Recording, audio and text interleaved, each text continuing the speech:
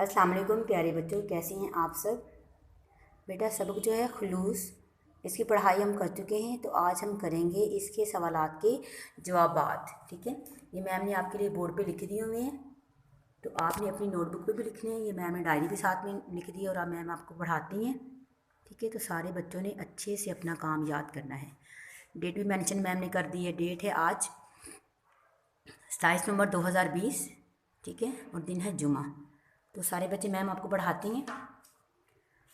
पहला सवाल है, बड़ा भाई छोटे भाई की मदद क्यों कर रहा था। ठीक है, इसका जवाब है छोटा भाई ज़रूरतमंद था। ठीक है, आगे वाला जो सवाल है वो है छोटे भाई ने बड़े भाई की मदद किस तरह की। ठीक है, आगे सवाल निशान भी आपने लगाना नहीं भूलना।